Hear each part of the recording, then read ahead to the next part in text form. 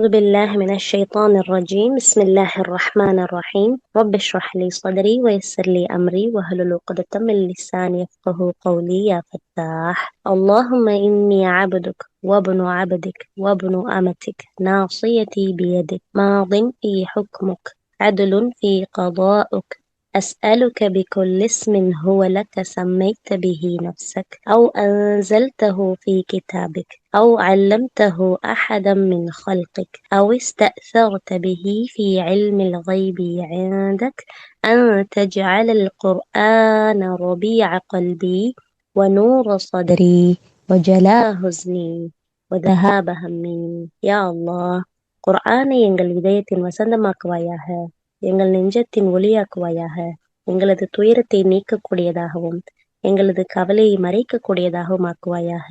ஆமீன். أعوذ بالله من الشيطان الرجيم. بسم الله الرحمن الرحيم. ربنا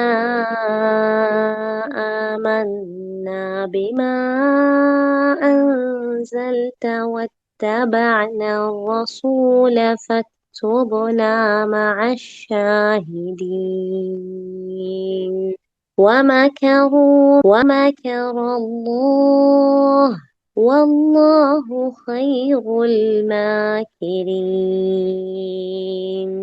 إذ قال الله يا عيسى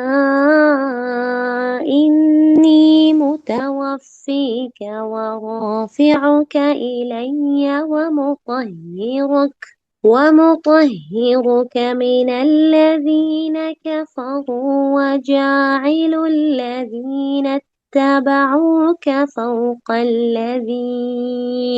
الذين كفروا إلى يوم القيامة ثم إلي مرجعكم فأحكم بينكم فيما كنتم فيه تختلفون. فأما الذين كفروا فأعذبهم عذابا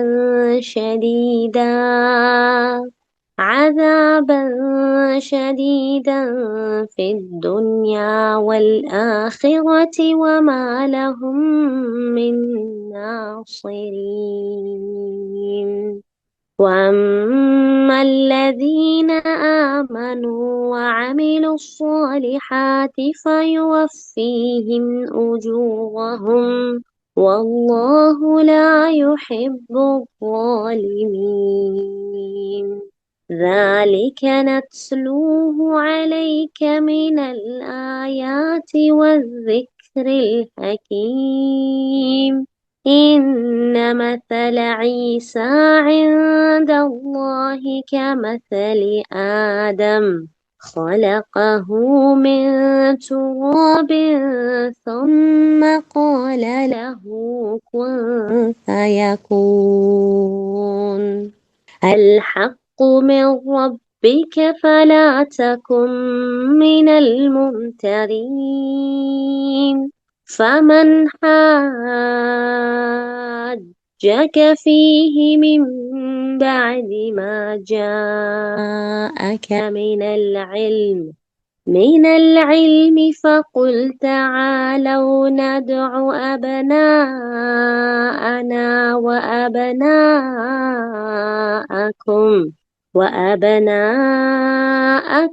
ونساءنا ونساءكم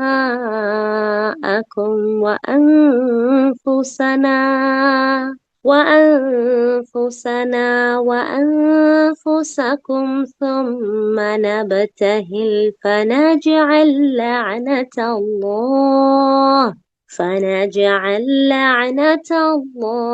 على الكاذبين. صدق الله العظيم. السلام عليكم ورحمة الله وبركاته. أعوذ بالله من الشيطان الرجيم. بسم الله الرحمن الرحيم. الحمد لله. الصلاة والسلام على رسول الله. أما بعد. اللهم إني أسألك بأن لك الحمد لا إله إلا أنت வஹதக லா ஷரீக லகல் மன்னான் பதிய சமாவாதி வல்லர்த் யாதல் ஜலாலி வல் இக்ராம் யா ஹய்யு யா கய்யூம் இன்னா அஸ்அலுகல் ஜன்னah வ அஊது பிக மினன் நார். அல்ஹம்துலில்லாஹ். நம்ம தொடர்ந்து சூரா ஆல் இம்ரான்ல தப்சீர் விளக்கம் பார்த்துட்டு வரோம். அதை தொடர்ந்து நேத்து நம்ம பார்த்தது எப்படின்னா, ஈசா அலைஹிஸ்ஸலாம் அவங்க வந்து தொட்டில் பருவத்துல பேசினதும் வாலிப பருவத்துல பேசினதையும் பார்த்தோம். அது இல்லாம அல்லாஹ் தாலா அவங்களுக்கு வந்து கொடுத்த அற்புதங்களையும் பார்த்தோம். அப்புறம் ஈசா அலைஹிஸ்ஸலாம் அவங்க வந்து அல்லாஹ்ட்ட வந்து இறை மறுப்பாளர்கள் இருக்கிறாங்க, எனக்கு எதிராக இருக்கிறாங்க, அதனால எனக்கு உதவி செய்வோர் யாரு இருக்கிறாங்களா அப்படின்னு சொல்லி அல்லாஹ்ட்ட இறைஞ்சினதையும் பார்த்தோம்.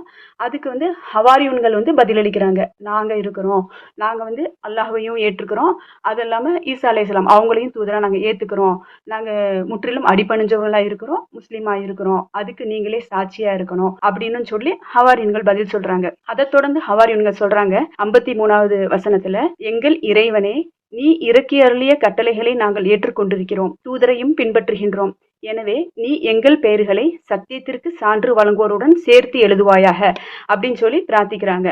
ஏற்கனவே சொன்னதை அவங்க திரும்பவும் சொல்றாங்க, அல்லாஹ்வுடைய கட்டளைக்கு நாங்க ஏத்துக்கிட்டோம், அவங்க தூதரையும் நாங்க பின்பற்றோம் அப்படின்னு சொல்லிட்டு இந்த இடத்துல வந்து சத்தியத்திற்கு சான்று பகர்வோர் அப்படிங்கிறதுக்கு வந்து இப்னு அப்பாஸ் ரலியல்லாஹு அவங்க வந்து விளக்கம் எப்படி சொல்றாங்க அப்படின்னா, சத்தியத்திற்கு சான்று பகர்வோர் யார் அப்படின்னு பார்க்க போகும்போது முகமது நபி ஸல்லல்லாஹு அலைஹி வஸல்லம் அவங்களுடைய சமுதாயத்தர குறிக்கும். ஏன் அப்படின்னா, அவங்க வந்து எப்படின்னா இதுக்கு முன்னாடி வாழ்ந்த எல்லா சமுதாயமே அந்தந்த தூதர்களை மட்டும்தான் பின்பற்றிட்டு வந்தாங்க.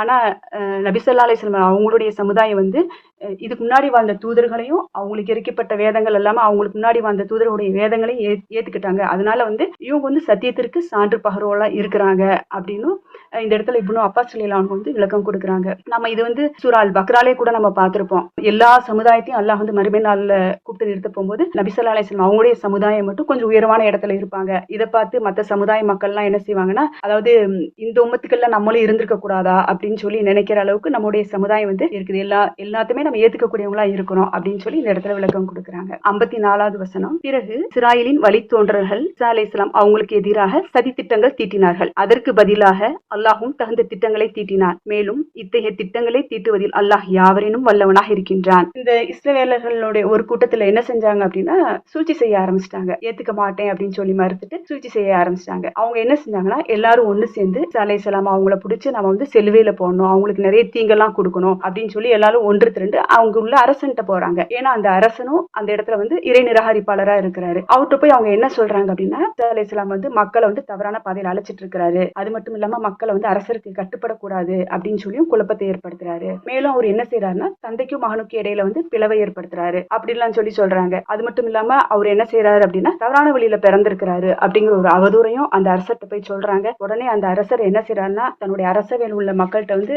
ஆணையிடுறாரு, போய் ஈசா அலைஹிஸ்ஸலாம் அவங்களை வந்து பிடிச்சிட்டு வாங்க, அவரை வந்து நம்ம சிலுவையில அறையலாம் அப்படின்னு சொல்லி ஆணையிடுறாரு. அதே மாதிரியே அந்த தேடி போறாங்க, ஈசா அலைஹிஸ்ஸலாம் எங்க இருக்கிறாங்க அப்படின்னு சொல்லி தேடி போறாங்க. அவங்க வீட்டை சுத்திலும் எல்லாரும் முற்றுகையிடுறாங்க. அப்ப இவங்க எல்லாருமே சேர்ந்து ஒரு சூழ்ச்சியை செய்யறாங்க. ஆனா அல்லாஹ் ரபுல் ஆலமீன் என்ன செய்யறான் அப்படின்னா, அவங்க ஈசா அலைஹிஸ்ஸலாம் அவங்களுடைய வீட்டுல வந்து அந்த வெளிச்சம் வரக்கா ஒரு சாளரம் ஒரு இடம் இருக்கு, அது வழியா அல்லாஹ் வந்து தன் பக்கம் உயர்த்திக்கிட்டு அந்த இடத்துல வந்து அதே முகச்சாயல்ல ஈசா அலைஹிஸ்ஸலாமுடைய முகச்சாயல்லையே இருக்கிற மாதிரி அந்த வந்து தேட வந்தாங்க பாருங்க, அந்த குரூப்ல உள்ள ஒருத்தருக்கு அல்லாஹ் அமைச்சர்றான். வந்து பார்த்தவங்க இவங்க தான் ஈசா அலைஹிஸ்ஸலாம் அப்படின்னு நினைச்சிட்டு இவங்களை என்ன செய்யறாங்கன்னா, இழுத்துட்டு போய் அந்த அரசர்கிட்ட வந்து ஒப்படைச்சிடுறாங்க. இதை பத்தி சொல்ல போகும்போது அதே முகச்சாயில மாத்தினா பாருங்க, அல்லாஹ் அவருதான் வந்து ஈசா அலைஹிஸ்ஸலாம் இந்த இடத்துல இருக்கிறாரு அப்படின்னு சொல்லி காட்டி கொடுத்தவனாவும் இருக்கிறான், சில வெள்ளிக்காசுகளை இதுக்கு பதிலா வாங்கிட்டு காட்டி கொடுத்தவனாவும் இருக்கிறான் அப்படின்னு சொல்லி அன்வருல் குர்ஆன்ல இந்த விஷயம் போடப்பட்டிருக்கு. அப்போ இந்த ஈசா அலைஹிஸ்ஸலாம் வந்து அல்லாஹ் வந்து உயர்த்திட்டான். இவங்களை வந்து சிலுவையில அந்த ஈசா அலைஹிஸ்ஸலாம் சாயில இருக்கிறவங்க வந்து சிலுவையில அரைஞ்சிடறாங்க. அவன் அப்பயும் சொல்றானா, நான் தான் காட்டி கொடுத்தேன், நீ என்னவே போடுறீங்களா அப்படின்லாம் அந்த இடத்துல சொல்லுவான் அப்படின்னு சொல்லி சொல்லப்பட்டிருக்கு. அடுத்து அல்லாஹ் வந்து இந்த இறை நிராகரிப்பாளர்கள் இந்த துன்பம் பண்ணணும் அப்படின்னு சொல்லி நினைச்ச அவங்கள்ட்ட இருந்து அல்லாஹ் வந்து காப்பாற்றி தன் பக்கம் உயர்த்தியதோடு அல்லாம இந்த மக்களை, அதாவது தாங்க வெற்றி பெற்றுட்டாங்க அப்படிங்கிற எண்ணத்தையும் அவங்களுக்கு அல்லாஹ் விதைச்சிட்டான். ஏன்னா அதே முகச்சாயில ஒருத்தர் இருக்கிறதான அவங்கள்ட்ட ஒப்படைச்சான். அதனால வந்து அவங்கள்ட்ட வந்து அந்த ஒரு எண்ணத்தையும் உருவாக்கிட்டான். அது மட்டும் இல்லாம அவங்கள வந்து மறுமை நாள் வரைக்கும் இதே வழிகேட்டிலேயே தான் அவங்க இருப்பாங்க, அவங்களுடைய உள்ளத்துல வந்து இருக்கத்தையும் ஏற்படுத்திட்டேன் அப்படின்னு இந்த இடத்துல விளக்கம் கொடுக்குறாங்க. ஏன் அப்படின்னு பார்க்கும்போது இந்த இடத்துல வந்து இவங்க நினைச்சிட்டு இருக்கிறாங்க அவங்க போட்ட திட்டத்துல அவங்க வெற்றி அடைஞ்சிட்டோம் அப்படின்னு சொல்லி அந்த இறை மறுப்பாளர்கள் நினைச்சிட்டு இருக்காங்க. ஆனா இந்த இடத்துல வந்து திட்டம் தீட்டுறதுல வல்லவனாகி அல்லாஹ் தான் இந்த இடத்துல வெற்றி பெற்றிருக்கிறான் அப்படின்னு இந்த இடத்துல சொல்றாங்க. ஏன்னா அல்லாஹ் வந்து திட்டம் தீட்டுவதில் யாவரேனும் வல்லவன் ஆயிடுச்சுல அப்படின்னு சொல்லி இந்த இடத்துல விளக்கம் கொடுக்குறாங்க. 55வது வசனம், அத்தகையோர் திட்டத்தை நிறைவேற்றவே அவன் கூறினான், ஈசாவே, நிச்சயமாக நான் இப்போது உம்மை திரும்ப அழைத்துக் கொள்வேன், மேலும் உம்மை என்னிடம் உயர்த்தி கொள்வேன். உம்மை நிராகரித்தவரிடமிருந்து, அதாவது அவர்களுடைய தொடர்பில் இருந்தும் அவர்களுடைய தூய்மையற்ற சூழ்நிலையில் நீர் வாழ்வதிலிருந்தும் உம்மை தூய்மைப்படுத்துவேன். இப்ப இதுக்கு விளக்கம் சொல்ல போகும்போது இதுக்கு பின்னாடி வரக்கூடிய எல்லா வசனங்களுக்குமே எப்படி விளக்கம் வருதுன்னா, இது அதாவது இந்த யூதர்கள் திட்டம் போட்டாங்க தானே, ஈசா அலைஹிஸ்ஸலாம் அவங்களுக்கு எதிராக சூழ்ச்சி செஞ்சாங்க தானே, அவங்கள மறைமுகமா கொல்லணும்னு சொல்லிட்டு அவங்களை எப்படியெல்லாம் அல்லாஹ் முறியடிச்சான் அப்படின்னு சொல்லக்கூடிய வசனமா வருது. இப்ப அல்லாஹ் வந்து இந்த இடத்துல உயர்த்திக்கிட்டேன் அப்படின்னு சொல்லி சொல்றத வந்து அழைச்சுக்கிட்டேன் உயர்த்திக்கிட்டேன்னு சொல்லி சொல்றான்ல, அந்த அழைத்து கொண்டேன் அப்படிங்கிற வார்த்தைக்கு வந்து முத்தவஃபிக் அப்படிங்கிற அந்த வார்த்தையை பயன்படுத்தி இருக்காங்க அரபில அப்படின்னு சொல்றாங்க, விளக்கம் சொல்றாங்க. இந்த முத்தவஃபிக் அப்படிங்கிற வார்த்தைக்கு வந்து தஃசீர் ஆசிரியர்கள் பலவாறு கருத்துக்கள் சொல்றாங்க. எப்படின்னா உண்மை கைப்பற்றிக்குமே அப்படின்னு சொல்றாங்க, இறக்க செய்தல் அப்படிங்கிற மாதிரி மீனிங் வரும் அப்படின்னு சொல்றாங்க. சிலர் வந்து இறப்பின் மூலம் இல்ல உயிரோட மேல உயர்த்திக்குவேன் அப்படிங்கிற மாதிரி சொல்றாங்க. இருந்தாலும் பெரும்பாலோருடைய கருத்து எப்படி இருக்குன்னா, கைப்பற்றுதல் தவஃபி அப்படிங்கிறது தூக்கத்தை குறிக்கும். அதனால வந்து இது குறித்து 2 வசனங்களும் இருக்குது. அது எந்த வசனம் அப்படின்னா சூரா அல் அன்ஆம்ல 60வது வசனம், அவனை இரவில் உங்கள் உயிர்களை கைப்பற்றிக் கொள்கிறேன் அப்படின்னு சொல்றான். எத்தவஃபக் அப்படிங்கிற வார்த்தை அங்க பயன்படுத்தப்பட்டிருக்கு அப்படின்னும், அதே மாதிரி சூரா அல் ஜுமர்ல 39வது அத்தியாயம் 42வது வசனத்துல வந்து அல்லாஹ் உயிர்களை அவற்றின் இறப்பு சமயத்திலும் இறப்பு நேராதவற்றை அவற்றின் உறக்கத்திலும் கைப்பற்றுவான் அப்படிங்கிற இடத்துல எத்தவஃபா அப்படிங்கிற 2 வார்த்தைகளும் பயன்படுறதுனால அல்லாஹ் வந்து இந்த இடத்துல வந்து கைப்பற்றுதல் அப்படிங்கறதான் சொல்றான். மற்றபடி இந்த இறக்க செய்யறதோ அந்த மாதிரி எல்லாம் எதுவுமே இல்லை அப்படிங்கிற மாதிரி விளக்கமும் சொல்றாங்க. இது கூட ஹசன் அல் பஸ்ரி ரஹ்மத்துல்லாஹி அவங்க சொல்ல போகும்போதும் இங்க கைப்பற்றது அப்படிங்கிறது தவஃபி அப்படிங்க, அதாவது உறக்கம் எனும் சிறு குறிப்பு தான் குறிக்கும், இறப்பு தான் குறிக்கும்.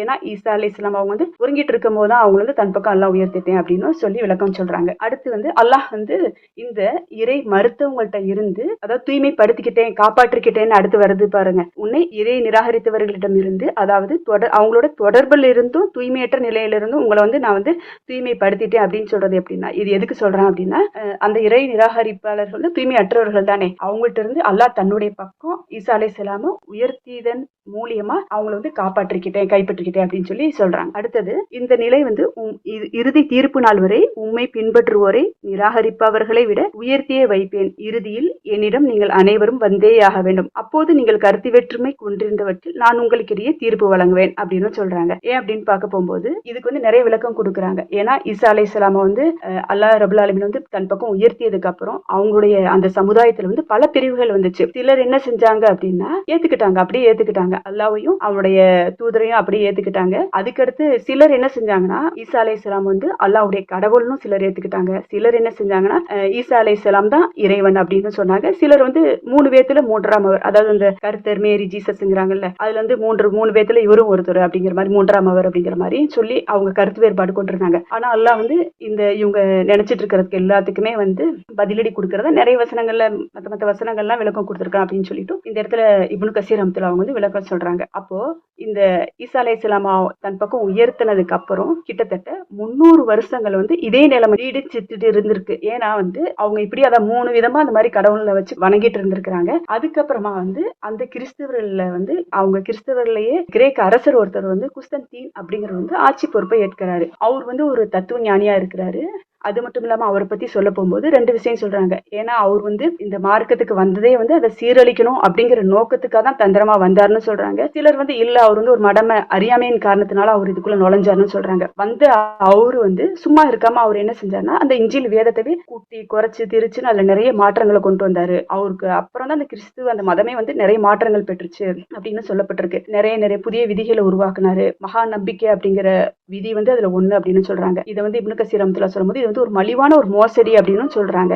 அவர் என்னெல்லாம் பண்ணனார் அப்படின்னு பார்த்தா, ஈசா அலைஹிஸ்ஸலாம் அவங்க இருக்க போகும்போது பன்றி இறைச்சி வந்து ஹராமாக்கப்பட்டிருந்ததை வந்து இவர் வந்து ஹலாலாக்குனாரு. அது மட்டும் இல்லாம அவங்களுடைய கிப்லா திசையை வந்து மாத்தி கிழக்கு திசையின் பக்கம் தொலை சொல்லி அவங்கள சொல்லியிருந்தாரு, ஏவனாரு மக்களுக்கு. அது மட்டும் இல்லாம அங்க உள்ள அந்த தேவாலயங்கள் ஆசிரமங்கள் அங்கெல்லாம் வந்து மரியம் அலைஹிஸ்ஸலாம், ஈசா அலைஹிஸ்ஸலாம் அவங்களுடைய சிலைகளை வச்சு அதை வணங்க சொல்லியும் அவங்களுக்கு விதியை மாத்தி இருந்தாரு. அது மட்டும் இல்லாம அவர் வந்து ஈசா அலைஹிஸ்ஸலாம் அவங்க காலத்துல வச்சுட்டு இருந்த அந்த நோன்புல வந்து 10 நோன்பை வந்து இவர் கூட்டி வச்சாரு. ஏன்னா அவங்க செஞ்ச தப்புக்காக பரிகாரமா இருக்கட்டும் அப்படின்னு சொல்லிட்டு அதையும் செஞ்சாரு. இப்னு கஸீர் அவங்க சொல்ல போகும்போது சொல்றாங்க, ஈசா அலைஹிஸ்ஸலாம் அவங்களுடைய மார்க்கம் டோட்டலாவே குஸ்தன்தீன் அவருடைய மார்க்கமாகவே மாறிடுச்சு அப்படின்னு சொல்லி சொல்றாங்க. ஏன்னா அவரு தன்னுடைய கிறிஸ்துவ மார்க்கத்தவே தன்னுடைய விருப்பத்துக்கு ஏற்ற மாதிரி மாத்திக்கிட்டாரு. அது மட்டும் இல்லாம அவர் வந்து கிட்டத்தட்ட 12,000த்திற்கும் அதிகமான அந்த தேவாலயம், ஆசிரமம், சர்ச்சில் இருக்கு அது எல்லாமே அந்த இடத்துல உருவாக்குனாரு. உருவச்சிலையெல்லாம் வச்சு வணக்க சொல்லி அந்த மக்களுக்கும் கட்டளை இட்டாரு. அது மட்டும் இல்லாம அந்த நாட்டவே வந்து தன்னுடைய பேரா குஸ்தன்தீனியாவா அப்படி மாத்திட்டாரு அப்படின்னு சொல்லி சொல்றாங்க. அந்த நாடுதான் இஸ்தான்புல் அப்படின்னும் அறியப்படுது. அப்போ அந்த நேரத்துல வந்து கிறிஸ்தவர்களுடைய ஆட்சி வந்து அந்த மேலோங்கி இருக்குது. அவங்க வந்து சொல்லப்பட்ட அந்த விதிமுறைகள், அந்த ரூல்ஸ் எல்லாமே வந்து யூதர்கள் மேலேயும் திணிக்கிறாங்க. அதுல ஏத்துக்கலைன்னு வருது. இறை மறுப்பாளர்களா அந்த யூதர்களும் கிறிஸ்தவர்களும் இருந்தாலுமே அல்லாஹ்வுக்கு நம்ம உண்மைக்கு மிக நெருக்கமா இருக்கிறது யாருன்னா அந்த கிறிஸ்தவர்கள். அதனாலதான் அல்லாஹ் வந்து அவங்களுக்கு வந்து செல்வாக்கு அளிச்சிருக்கிறான் அப்படின்னு இந்த இடத்துல விளக்கம் கொடுக்குறாங்க. அதுக்கடுத்து ஈசா அலைஹிஸ்ஸலாம் அவங்களுக்கு அடுத்தபடியா வந்ததுதான் இறுதி தூதர் முகமது நபி ஸல்லல்லாஹு அலைஹி வஸல்லம் அவங்க வந்தாங்க. இப்ப முகமது நபி ஸல்லல்லாஹு அலைஹி வஸல்லம் அவங்க மேல நம்பிக்கை கொண்ட எல்லாருமே அல்லாஹ்வையும் நபி ஸல்லல்லாஹு அலைஹி வஸல்லம் அவங்களையும் இந்த எல்லா நபிமார்களும் கொண்டு வந்த வேதங்களையும் எல்லா நபிமார்களையும் ஈமான் கொள்ளக்கூடியவங்களா இருக்கிறாங்க அப்படின்னா எதுக்கு இந்த இடத்துல இதெல்லாம் கொடுக்குறாங்க அப்படின்னா அல்லாஹ் வந்து உயர்த்தி வச்சிருக்கிறான். இறை மறுப்பாளர்கள் அவங்களுக்கு இடையே வந்து நம்மள வந்து எல்லாத்தையுமே உயர்த்தி வச்சிருக்கிறான் அப்படிங்கறதுக்காக இந்த விளக்கங்கள் கொஞ்சம் டீட்டெயிலா போகுது. அதுக்கடுத்து என்ன சொல்றாங்க அப்படின்னா நபி ஸல்லல்லாஹு அலைஹி வஸல்லம் அவங்க வந்து ஏன் வந்து மத்த நபிமார்களை விட வித்தியாசமா நம்ம வந்து இருக்கிறோம் அப்படின்னா நம்ம எல்லாம் இருக்கிறோம் அப்படின்னா மத்த நபிமார்கள் எல்லாம் வந்து அந்தந்த சமுதாய மக்கள் அந்தந்த நபியை மட்டும்தான் பின்பற்றிட்டு இருந்தாங்க. ஆனா நம்மளுடைய சமுதாயம் எல்லா நபியும் பின்பற்றினால மத்த எல்லாத்தையும் விட நம்ம வந்து கொஞ்சம் வேறுபட்டு இருக்கிறோம் அப்படின்ற இடத்துல சொல்லப்பட்டிருக்கு. இதனாலதான் அல்லாஹ் வந்து நபி ஸல்லல்லாஹு அலைஹி வஸல்லம் அவங்களுடைய தோழர்களுக்கு வந்து பூமியில எல்லா பகுதியுமே வெல்லக்கூடிய வாய்ப்பும் கொடுத்திருக்கிறான். அது மட்டும் இல்லாம அவங்க வந்து எல்லா செல்வாக்கையும் அவங்களுக்கு கொடுத்திருக்கிறான். இப்ப இதெல்லாம் வச்சு நம்ம பார்க்க போகும்போது ஈசா அலைஹிஸ்ஸலாம் பின்பற்றினவங்க எல்லாருமே வந்து கிறிஸ்டியன் அப்படின்னு நம்ம சொல்லிட முடியாது. அவங்களை பின்பற்றினவங்க எல்லாருமே முஸ்லீம் தான் அப்படின்னு இந்த இடத்துல நம்ம தெளிவாய்க்கணும் அப்படின்னு சொல்றாங்க. ஏன்னா முஸ்லிம்கள் வந்து கிறிஸ்தவர்கள்ட்ட அந்த சாம் நகரம் இருக்குதானே அதை கைப்பற்றி அங்குள்ள அந்த கிறிஸ்டியன்கள் எல்லாத்தையுமே வந்து ரோம் நாட்டுக்கு போக வச்சுட்டாங்க. அது மட்டும் இல்லாம அந்த கிறிஸ்தவர்களுடைய நகரம் கான்ஸ்டாண்டின் நோபில் அப்படின்னு இருக்கலாம், அங்கேயும் சிலர் எல்லாத்தையும் அமைச்சாங்க. ஏன்னா மறுமை நாள்ல வந்து இஸ்லாம் அப்புறம் முஸ்லிம் இது மட்டும்தான் இருக்கும், வேற எதுவுமே இருக்காது அப்படிங்கிறதுக்கு நபி ஸல்லல்லாஹு அலைஹி வஸல்லம் அவங்க சொல்ற ஒரு ஹதீஸ் இருக்குது. அபூ ஹுரைரா ரலியல்லாஹு அன்ஹு வந்து அறிவிக்கக்கூடிய ஹதீஸா இருக்குது. அது அபூ ஹுரைரா வந்து அறிவிக்கிறாங்க. நபி ஸல்லல்லாஹு அலைஹி வஸல்லம் அவங்க சொல்றாங்க, என்னுடைய சமுதாயத்துல வந்து பின்னாடி வரக்கூடியவங்க எல்லாரும் என்ன செய்வாங்கன்னா கான்ஸ்டாண்டின் நோபில் அப்படிங்கிறவரை வெல்லுவாங்க. அங்க வந்து அவங்களுடைய செல்வாக்கு அதிகமா இருக்கும். இந்த ரோம பைசாந்தியர் இருக்காங்கல்ல அவங்க மீது மிகப்பெரிய ஒரு போரை தொடுப்பாங்க. அந்த மாதிரி போரை இதுவரைக்கும் யாருமே பார்த்திருக்க மாட்டாங்க, இதுக்கு பின்னாடியும் பார்க்க மாட்டாங்க அப்படின்னு சொல்றாங்க. இது குறித்து இப்னு கஸீர் ரஹ்மத்துல்லாஹி வந்து ஒரு புக்கே நான் வெளியிட்டு இருக்கிறேன் அப்படின்னு இந்த இடத்துல பதிவிடுறாங்க. இதனாலதான் அல்லாஹ் வந்து இறை மறுப்பாளர்களை விட உம்மை பின்பற்றியோரை மேலான நிலையில நான் வச்சிருக்கிறேன், மறுமை நாள் வரையும் வச்சிருப்பேன் அப்படின்னு இந்த இடத்துல அல்லாஹ் சொல்றான். அதே மாதிரி நீங்க இதெல்லாம் வந்து கருத்து வேறுபாடு எதெல்லாம் கொண்டிருக்கீங்களோ அப்போ வந்து உங்களுக்கு அந்த நேரத்தில் நான் தீர்ப்பு வழங்குவேன். ஏன்னா தீர்ப்பு வழங்குறதுல அல்லாஹ் மிகப்பெரிய வல்லோன் தானே அப்படின்னு இந்த இடத்துல சொல்றாங்க. 56வது வசனம், ஆகவே அவர்களில் எவர் நிராகரிக்கும் போக்கினை மேற்கொண்டார்களோ அவர்களுக்கு இம்மை மறுமை இரண்டிலும் கடுமையான தண்டனை அளிப்பேன். மேலும் அவர்களுக்கு உதவி புரிவோர் எவரும் இரார். யாரெல்லாம் நிராகரிச்சாங்களோ அல்லாஹ்வையும் அல்லாஹ் அனுப்பப்பட்ட ரசூல் எல்லாத்தையுமே வந்து நிராகரிச்சாங்களோ அவங்களுக்கு வந்து கடுமையா தண்டனை கொடுப்பேன். அது இம்மையிலேயே கிடைக்கும் மறுமையிலேயே கிடைக்கும் அப்படிங்கறதுக்காக வந்து உதாரணமாவும் சொல்றாங்க. எப்படின்னா ஈசா அலைஹிஸ்ஸலாம் அவங்களை ஏற்க மறுத்தாங்கல்ல யூதர்கள், அவங்களுக்கு வந்து அல்லாஹ் வந்து இந்த குஸ்தன்தீன் அப்படிங்கிறவன் தான் அந்த டைம்ல ஆட்சி செஞ்சுட்டு இருந்தான். அப்போ வந்து அவன் என்ன செஞ்சானா அந்த யூதர்கள் எல்லாத்தையுமே சிறையில போட்டு அவங்கள்ட்ட உள்ள அந்த செல்வங்கள் எல்லாம் கைப்பற்றிக்கிட்டு அவங்கள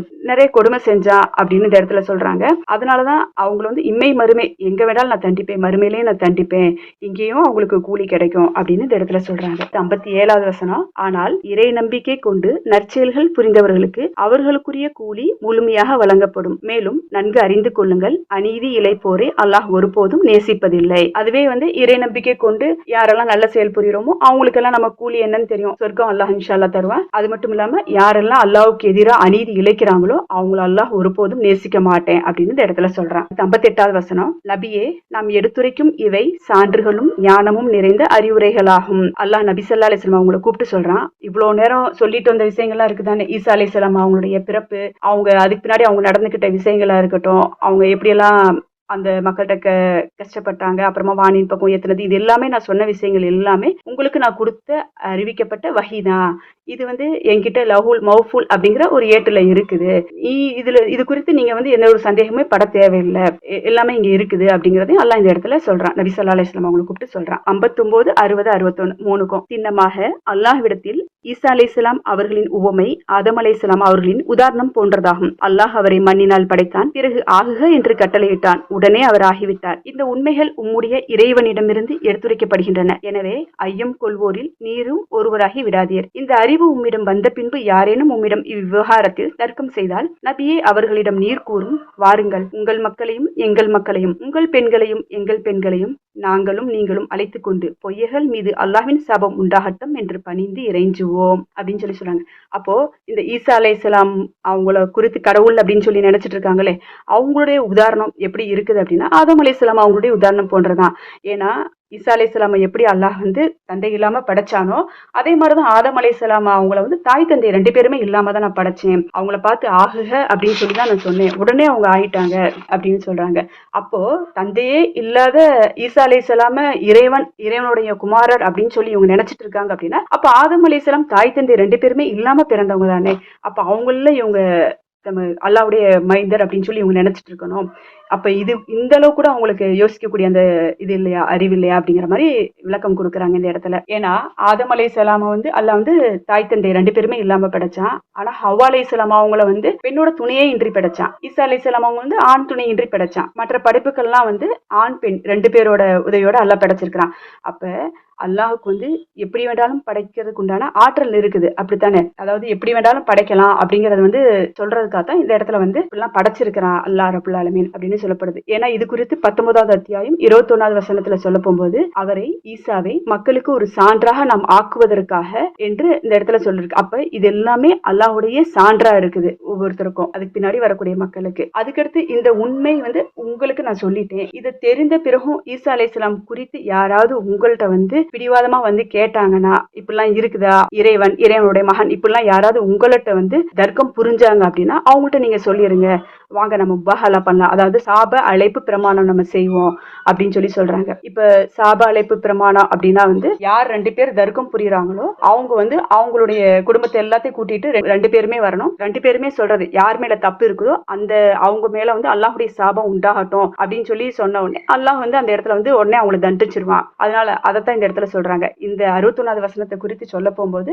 இது ஆயா முபாஹலா அப்படிங்கிற இந்த ஆயாவுக்கு சொல்றாங்க. அப்போ இந்த வசனம் குறித்து யாரை குறிச்சு இறங்குச்சு அப்படிங்கிற போது இந்த சபபுன் நுஜூல் சொல்ல போகும்போது இது ஒரு நஜ்ரான் நாட்டு ஒரு குழு நபி ஸல்லல்லாஹு அலைஹி வஸல்லம் அவங்கள்ட்ட ஈசா அலைஹிஸ்ஸலாம் பத்தின இந்த சந்தேகத்தை எடுத்துக்கிட்டு வர்றாங்க. இது இப்னு இஷாக் ரஹ்மத்துல்லாஹி அவங்க தன்னுடைய புக்ல வெளியிட்டு இருக்காங்க. அவங்க சொல்ல போகும்போது ஹிஜ்ரி 9வது வருஷம் நஜ்ரான் நாட்டுல இருந்து ஒரு குழு 60 பேர் கொண்ட கிறிஸ்துவ குழு வர்றாங்க நபி ஸல்லல்லாஹு அலைஹி வஸல்லம் அவங்களை சந்திக்க. அதுல ஒரு 14 பேர் முக்கியமானவங்களா இருக்கிறாங்க, தலைவர்களா இருக்கிறாங்க, ஃபாதிரியார்கள்னு சொல்லுவோம் தானே, அவங்களா இருக்கிறாங்க. அவங்க அப்போ நபி ஸல்லல்லாஹு அலைஹி வஸல்லம் அவங்க தன்னுடைய அசருடைய தொழுகையை மஸ்ஜிதின் நபவியில தொழுதுட்டு இருக்காங்க. வந்தவங்களுடைய உடைகள்லாம் ரொம்ப நீளமா இருந்துச்சு, அது அந்த ஃபாதர்ஸ் எல்லாம் ட்ரெஸ் போடுவாங்க தானே, அந்த மாதிரி இருந்துச்சு இந்த இடத்துல அப்படின்னு சொல்றாங்க. அதுக்கடுத்து வந்தவங்க என்ன செய்யறாங்கன்னா, நபி ஸல்லல்லாஹு அலைஹி வஸல்லம் அவங்க தொழுதுட்டு இருக்காங்க. அது அவங்க தொழுது முடிச்ச உடனே இவங்க அவங்களுடைய வழிபாட்டுக்கான நேரம் வந்தோடனே இவங்களும் தொழுகுறாங்க. தொழுக முற்படும் போது அப்போ நபி ஸல்லல்லாஹு அலைஹி வஸல்லம் சொல்றாங்க, அவங்களை எதுவும் தடுக்காதீங்க, விட்டுருங்க, அவங்க தொழுகட்டும் அப்படின்னு சொல்றாங்க. அவங்க கிழக்கு திசையை நோக்கி அவங்க தொழுகிறாங்க. தொழுது முடிச்ச உடனே அவங்கள ஒரு 3 பேர், முக்கியமான 3 பேர் யாருன்னா அபு ஹாரிசா பின் அல்கமா, அப்துல் மசீஹ் என்ற ஆகிப், அப்புறம் சயீத் அப்படிங்கிற ஐஹாம் அப்படிங்கிற 3 பேரும் நபி ஸல்லல்லாஹு அலைஹி வஸல்லம் அவங்கள்ட்ட இது சம்பந்தமா அவங்க தங்களுக்கிடையே கருத்து வேறுபாடுகள் கொண்டிருக்காங்கல்ல, அந்த அவங்களுடைய மார்க்கத்துல 3 விதமா நினைச்சிட்டு இருக்காங்கல்ல, அதெல்லாம் பத்தி உங்கள்கிட்ட வாதிடுறாங்க, சொல்றாங்க. அது மட்டும் இல்லாம அவங்க எப்படி சொல்றாங்கன்னா, ஏன் நாங்க இப்படி சொல்றோம் அப்படின்னா, ஈசா அலைஹிஸ்ஸலாம் அவங்களுக்கு அல்லாஹ் நிறைய அற்புதங்கள்லாம் வழங்கி இருக்கிறான். அவங்க ஆண் துணையே இல்லாம பிறந்தவங்க. அது மட்டும் இல்லாம அவங்க தொட்டில் பருவத்துல பேசினாங்க. அந்த அற்புதங்கள்லாம் நேத்தே நம்ம பார்த்தோம் தானே, அதெல்லாம் அந்த பிறவிக்குடனே கண் தெரிய வைக்கிறது, இந்த மாதிரியான அற்புதங்கள்லாம் அவங்க செய்யறாங்க. அதனாலதான் நாங்க அவங்கள கடவுளா நாங்க நினைச்சிட்டு இருக்கிறோம். அது மட்டும் இல்லாம அல்லாஹ் குர்ஆன்லயுமே நிறைய இடத்துல செய்தோம், கட்டளையிட்டோம், படைத்தோம், அந்த மாதிரி புளூரல்ல பன்மையிலே சொல்லிட்டு இருக்கிறான். அப்படி அல்லாஹ் தான் ஒருவன் தான் அப்படின்னா செய்தேன், கட்டளையிட்டேன், படைச்சேன்ல சொல்லணும், ஏன் இப்படி சொல்றான் அப்படிங்கிற மாதிரி அவங்க எடுத்துட்டு அந்த வார்த்தைகள்லாம் வைக்கிறாங்க. இந்த இடத்துல இப்னு கஸீர் ரஹ்மத்துல்லாஹி அவங்க அழகா சொல்றாங்க. அதாவது அநீதி இழைத்தோரும் இறை மறுப்பாளர்களுமான அவர்களது கூட்டை விட்டு அல்லாஹ் மிகவும் உயர்ந்து விட்டான், பரிசுத்தமும் தூய்மையும் அடைந்து விட்டான். அவர்களின் இந்த வாதங்கள் அனைத்திற்கும் குரான்ல பல இடங்கள்ல அல்லாஹ் விளக்கம் கொடுத்திருக்கிறான். ஏன்னா இப்ப இந்த அற்புதங்கள்லாம் நிகழ்த்தி காட்டின ஈசா அலைஹிஸ்ஸலாம அவங்க கடவுளா எடுத்துக்கிறாங்க அப்படின்னா, அதுக்கு முன்னாடி இருந்த மூசா அலைஹிஸ்ஸலாம் அவங்க தன்னுடைய உச்சி அந்த இதுல தடியினால கடல்ல வச்சாங்க, கடல் ரெண்டா பிளந்துச்சு. அப்புறமா அதே மாதிரி முகமது நபி ஸல்லல்லாஹு அலைஹி வஸல்லம் அவங்க சந்திரனவே ரெண்டா பிளந்தோம் அப்படிங்கிறாங்கல்ல, அப்படி எல்லாம் இருக்குதானே. அப்போ அவங்கெல்லாம் கடவுளா சொல்லணும். அதே மாதிரி தந்தை இல்லாம பிறந்ததுனால இவங்களை நம்ம கடவுளா நினைச்சிட்டு இருக்கோம் அப்படின்னா, அப்போ தாய் தந்தை இல்லாம ஆதம் அலைஹிஸ்ஸலாம் பிறந்தாங்க தானே, அவங்களும் நம்ம கடவுளா நினைச்சிட்டு இருக்கணும் தானே அப்படிங்கிற மாதிரி இப்னு கஸீர் ரஹ்மத்துல்லாஹி இந்த இடத்துல ஃபுட் நோட்ல விளக்கம் கொடுத்திருக்காங்க. அப்புறம் ஆகிப் சயீத் அவங்கலாம் வந்தாங்க தானே, அவங்களாம் இது நபி ஸல்லல்லாஹு அலைஹி வஸல்லம் அவங்கள்ட்ட இதெல்லாம் சொல்றாங்க. உடனே நபி ஸல்லல்லாஹு அலைஹி வஸல்லம் அவங்ககிட்ட சொல்றாங்க, நீங்க இஸ்லாத்தை ஏத்துக்கீங்க அப்படின்னு சொல்றாங்க. அதுக்கு அவங்க சொல்றாங்க, இல்ல நாங்க முஸ்லிம்களா தான் இருக்கிறோம், நாங்க ஏற்கனவே ஏத்துதானே இருக்கிறோம், மறுபடியும் என்ன ஏத்துக்க இருக்கு அப்படிங்கிற மாதிரி சொல்றாங்க. இல்ல நீங்க முஸ்லிமா இல்ல, இஸ்லாத்தை ஏற்றுக்கொள்ளுங்க அப்படின்னு திரும்பவும் சொல்றாங்க. அப்பயும் நபி ஸல்லல்லாஹு அலைஹி வஸல்லம் அவங்க சொல்றாங்க, இல்ல நீங்க இஸ்லாத்தை ஏத்துக்கல, நீங்க பொய் சொல்றீங்க, உங்களுக்கு என்னெல்லாம் தடுக்குது அப்படின்னா அல்லாஹ்வுக்கு பிழை இருக்குதுன்னு நீங்க வாதிடுறீங்க பாரு, அதுவா இருக்கட்டும், அதே மாதிரி சிலையை நீங்க வழிபடுற விஷயங்களா இருக்கட்டும், அதே மாதிரி பன்றி இறைச்சி சாப்பிடுறீங்க தானே, இது எல்லாமே உங்களை இஸ்லாத்துல வர முடியாம உங்களை தடுத்துட்டு இருக்குது அப்படின்னு நபி ஸல்லல்லாஹு அலைஹி வஸல்லம் சொல்றாங்க. அதுக்கு அந்த ஆகிப் சயீத் அவங்க ரெண்டு பேரும் அவங்க என்ன சொல்றாங்கன்னா, முஹம்மதே நபி ஸல்லல்லாஹு அலைஹி வஸல்லம் அவங்களை கூப்பிட்டு சொல்றாங்க, உன்னுடைய வாதம் சரி ஓகே அப்படின்னா அப்ப ஈசா அலைஹிஸ்ஸலாம் அவங்களுடைய தந்தை யாரு, அவரு தந்தையெல்லாம் பிறந்திருக்கல, அப்ப அவருடைய தந்தை யாருன்னு சொல்லுங்க அப்படின்னு சொல்றாங்க. உடனே இந்த இடத்துல நபி ஸல்லல்லாஹு அலைஹி வஸல்லம் பதில் எதுவுமே சொல்லாம அப்படியே அமைதியா இருக்கிறாங்க. அப்போதான் அல்லாஹ் அவங்களுடைய அந்த வாதங்களுக்கு அவங்களுடைய முரண்பட்ட அந்த நிலைக்கும் பதிலளிக்கிற விதமா ஆல் இம்ரானுடைய ஆரம்ப வசனத்துல 80க்கும் மேற்பட்ட வசனங்களை அல்லாஹ் அருளி இருக்கிறான். அப்புறமா நபி ஸல்லல்லாஹு அலைஹி வஸல்லம் அவங்க என்ன செய்யறாங்கன்னா, இந்த வசனம் இறங்கின உடனே அவங்கள கூப்பிட்டு அந்த தலைவர்களை கூப்பிட்டு சொல்றாங்க, அப்போ வாங்க நாம சாபாலை பிரமாணம் செய்வோம், நீங்களும் வாங்க, உங்களோட மக்களை உங்களுடைய பிள்ளைகள் எல்லாத்தையும் கூட்டிட்டு வாங்க, நாங்களும் கூட்டிட்டு வரோம், சாபாலை பிரமாணம் செய்வோம் அப்படின்னு அந்த தலைவர்கிட்ட சொல்றாங்க. அவங்க என்ன செய்யறாங்க, அபுல் காசிமே எங்களுக்கு கொஞ்சம் அவகாசம் கொடுங்க, உங்களோட அழைப்புக்கு நாங்க உடன்படலாமா வேணாமா அப்படிங்கறது குறித்து நாங்க யோசிச்சுட்டு வரோம் அப்படின்னு சொல்லிட்டு அவங்க போயிடுறாங்க. போயிட்டு அவங்க என்ன செய்யறாங்கன்னா, அவங்களே நல்ல ஆலோசனை வழங்கக்கூடிய அந்த ஃபாதிரியார் ஒருத்தர் ஆகிப் அப்படிங்கிறவர், அவர்கிட்ட தனியா போய் உட்காந்து பேசுறாங்க. அப்படி பேச போகும்போது அவர் என்ன சொல்றாரு அப்படின்னா, அதாவது அல்லாஹ்வின் சத்தியமா நான் சொல்றேன், முகமது நபி ஸல்லல்லாஹு அலைஹி வஸல்லம் இறை தூதர் அப்படிங்கிறது உங்களுக்கு நல்லாவே தெரியும். அதே மாதிரி ஈசா அலைஹிஸ்ஸலாம் தொடர்பான அவர் சொல்லக்கூடிய எல்லா தகவல்களுமே உங்களுக்கு உண்மைங்கிறதும் தெரியும். அப்படி நீங்க அவர்கிட்ட இதெல்லாம் இல்ல அப்படின்னு வாதிட்டு நீங்க சாபால பிரமாணம் நீங்க செஞ்சீங்கன்னா உங்கள் உள்ள அந்த பெரியவர்கள் சிறியவர்கள் எல்லாருமே என்ன செய்வாங்க, அந்த நிமிடமே அழிஞ்சு போயிருவாங்க. அதனால நீங்க முகமது நபி ஸல்லல்லாஹு அலைஹி வஸல்லம் அவங்கள்ட்ட போய் சாபால பிரமாணம் செய்யறத பத்தி யோசிங்க, ஏன்னா வேரோட உங்களுடைய சமூகமே அப்படியே அழிஞ்சு போயிடும். இது குறித்து நீங்க பேசுங்க, உங்களுக்கு இஷ்டம் இருந்தா இஸ்லாத்தை ஏத்துக்கிங்க, அப்படி ஏற்க முடியல அப்படின்னா உங்க மார்க்கத்தை நீங்க பின்பற்றிட்டு போயிருங்க, நாங்க எங்க ஊருக்கு நாங்க போயிடுறோம், எங்களுக்கு இதெல்லாம் வேணாம் அப்படின்னு சொல்லிட்டு நீங்க போயிருங்க அப்படின்னு சொல்லி அவர் ஆகிப் அப்படிங்கிறவர் இவங்களுக்கு அறிவுரை சொல்றாரு. அதன்படியே அவங்க என்ன செய்யறாங்கன்னா, நபி ஸல்லல்லாஹு அலைஹி வஸல்லம் அவங்கள்ட்ட அந்த கிறிஸ்தவர்கள் எல்லாரும் போறாங்க. போய் அபுல் காசிம் உங்கள்கிட்ட நாங்க சாபாலைப்பு பிரமாணம் செய்யறதுக்கு நாங்க வரல, நீங்க உங்களுடைய மார்க்கத்துல இருந்துக்கீங்க, நாங்க எங்களுடைய மார்க்கத்துல இருந்துக்கிறோம், ஆனாலும் எங்களுக்கு உங்களுடைய தோழர்கள்ல ஒருத்தரை நீங்க விரும்பக்கூடிய ஒருத்தரை எங்களுக்கு அனுப்பி வைங்க, ஏன்னா நாங்க எந்த விஷயத்தெல்லாம் கருத்து வேறுபாடு வச்சிருக்கிறோமோ, இந்த பொருளாதார பிரச்சனை எங்களுக்கு அந்த மாதிரி பிரச்சனைகள்லாம் எங்களுக்கு அவர் தீர்ப்பு வழங்கட்டும், ஏன்னா நாங்க உங்க மேல ஒரு நல்ல ஒரு அபிப்பிராயத்தை நாங்க வச்சிருக்கிறோம், அதனால நீங்க எங்களுக்கு அவங்க அனுப்புனீங்கன்னா எங்களுக்கு நல்லா இருக்கும் அப்படிங்கிற மாதிரி யார் அந்த கிறிஸ்தவர்கள் வந்தவங்க சொல்றாங்க. உடனே நபி ஸல்லல்லாஹு அலைஹி வஸல்லம் அவங்கள சாயங்காலம் நீங்க வாங்க, உங்களுக்கு நான் எங்கள்கிட்ட இருந்த நம்பக தகுந்த வலிமை மிக்க ஒருவரை நான் உங்களுக்கு அனுப்பி வைக்கிறேன் அப்படின்னு சொல்லி அவங்களை அனுப்புறாங்க. இந்த இடத்துல உமர் பின் ஹத்தாப் ரலியல்லாஹு அன்ஹு சொல்றாங்க, இது சீரத் இப்னு ஹிஸாம்ல பாகம் 2ல இருக்கு. அவங்க சொல்றாங்க, அன்னைக்கு நான் பதவியை விரும்பி ஆசைப்பட்ட மாதிரி நான் என்னைக்குமே நான் விரும்பினது இல்ல, ஏன்னா அந்த நம்பக தகுந்த வலிமை மிக்க ஒருவரா நான் இருக்கக்கூடாதா அப்படின்னு சொல்லி நான் ஆசைப்பட்டேன், எதிர்பார்த்துட்டு இருந்தேன். அதனால நான் அன்னைக்கு லுஹர் தொழுகைக்கு நான் வேகமாவே நான் விரைவாவே நான் போயிட்டேன். லுஹர் தொழுகை முடிச்சுட்டு சலாம் கொடுத்து வலப்பக்கமும் இடப்பக்கமும் நபி ஸல்லல்லாஹு அலைஹி வஸல்லம் சலாம் கொடுத்து திரும்பி பார்க்க போகும்போது அவங்க என்ன பார்க்கணும் அப்படிங்கறதுக்காக நான் தலையை தூக்கி காமிச்சேன். ஆனா நபி ஸல்லல்லாஹு அலைஹி வஸல்லம் அவங்க என்னை விட்டுட்டு வேற ஒருத்தர் அபு உபைதா பின் அல் ஜராஹ் ரலியல்லாஹு அன்ஹு அவங்கள தேர்ந்தெடுத்தாங்க. அவரும் அந்த கிறிஸ்தவர்களோட அனுப்பி வச்சாங்க. அவங்கள அந்த கருத்து வேறுபாடு கொண்டிருக்க பிரச்சனைகளுக்கு எல்லாம் தீர்ப்பு வழங்கணும் அப்படிங்கறதுக்காக அவங்கள அனுப்பி வச்சாங்க அப்படின்னு சொல்லி இந்த இடத்துல இப்னு கஸீர் ரஹ்மத்துல்லாஹி இதுக்கு முடிக்கிறாங்க. இது சம்பந்தமா நிறைய பேர் இதே ஹிஸ்டரியே இப்னு கஸீர்ல சொல்லி இருக்கிறாங்க, வேற வேற மாதிரி சொல்லி இருக்காங்க. அல்ஹம்துலில்லாஹ் இப்னு கஸீர் இருந்துச்சுன்னா எடுத்து இன்ஷா அல்லாஹ் பாருங்க. அப்போ இப்ப நம்ம பார்த்த வசனங்கள் எல்லாமே எப்படின்னா, முன்னாடி வந்த எல்லா தூதர்களுமே அவங்களுக்கு அனுப்பப்பட்ட அனுப்பப்பட்ட அந்த தூதர்களும் அந்த மக்களும் சரி கஷ்டப்படாம அந்தந்த மார்க்கத்தை அவங்க உயர்த்தி கொண்டு போகல. பல சிரமத்துக்கு இடையில தான் கொண்டு போயிருக்காங்க. சிலுவையில அலையிற அளவுக்குலாம் ஈசா அலைஹிஸ்ஸலாம வச்சிருக்காங்க அப்படின்னு போகும்போது அவ்வளவு கஷ்டம் அவங்க பட்டிருப்பாங்க தானே. ஆனா நம்ம இதுல நம்ம என்ன பண்றோம் அப்படிங்கறத நம்ம யோசிக்கணும். நம்ம வந்து வெளியில இந்த வசனங்கள்லாம், இந்த ஈசா அலைஹிஸ்ஸலாம் குறித்த வசனங்கள்லாம் நிறைய இருக்கு. அதெல்லாம் எடுத்துட்டு போய் நம்ம கிறிஸ்தவர்கள்ட்ட காமிக்கலாம். நமக்கு தெரிஞ்ச நம்ம தோழர்கள் யாராவது இருந்தாங்கன்னா அவங்கள்ட்ட கூட காமிக்கல, எடுத்து சொல்லலாம். அதுக்கடுத்து வந்து அல்லாஹுக்கு எதிராக நம்ம சதித்திட்டம் தீட்டுனா அல்லாஹ் நமக்கு எதிராக சதித்திட்டம் தீட்டுவோம் அப்படிங்கிறத பார்த்தோம். நம்ம அதுக்கடுத்து வந்து நம்ம பார்த்தது என்னன்னா வஹாலா குறிச்சும் பார்த்தோம். யார்கிட்டயும் நம்ம வந்து தர்க்கம் குரான் வசனங்கள் எடுத்துட்டு வந்து தர்க்கம் புரிஞ்சாங்க அப்படின்னா அதனுடைய நிலைமை என்னவாகும் அப்படிங்கறதே நம்ம பார்த்தோம். அப்படின்னு போகும்போது நம்ம இதெல்லாம் நம்ம என்ன பாடம் எடுத்துக்கலாம் அப்படின்னா, நம்மளுடைய மார்க்க விஷயங்களை நம்ம வீட்டுகள்லயே எவ்வளவோ பித்தத்துகளான விஷயங்கள் நடந்துட்டு இருக்குதானே, அவங்கள்ட்ட நம்ம எடுத்து கூடக்கூடியவங்களா இருக்கணும். அதே மாதிரி தர்க்கங்கிறது குரான் விஷயங்களை குறிச்சு மட்டும் இல்ல, நம்ம கிட்டயே நம்ம எவ்வளவு விஷயங்களை வந்து ஒருத்தவங்கள்ட்ட நமக்கு அது பொய்யினும் தெரியும், இருந்தாலும் வீண் தர்க்கம் செய்வோம். ஏன்னா அந்த இடத்துல வந்து ஈகோ ஸ்பாயில் ஆயிரும். அப்படிங்கறதுக்காக அதை விட்டு கொடுக்காம நம்ம செய்யக்கூடியவங்களா இருக்கணும். அந்த இடத்துல நம்ம விட்டு கொடுத்துட்டு போறதுனால ஒண்ணுமே இல்லை. அந்த மாதிரி எல்லாம் நம்ம இதுல இருந்து எடுத்துக்கணும். இன்ஷா அல்லாஹ் இதை வந்து கேட்டதன்படி அமல் செய்யக்கூடிய பாக்கியத்தை அல்லாஹ் ரப்பல் ஆலமீன் உங்களுக்கும் எனக்கும் தருவானாக. ஆமீன். அஸ்ஸலாமு அலைக்கும் வரஹ்மத்துல்லாஹி வபரகாத்துஹு.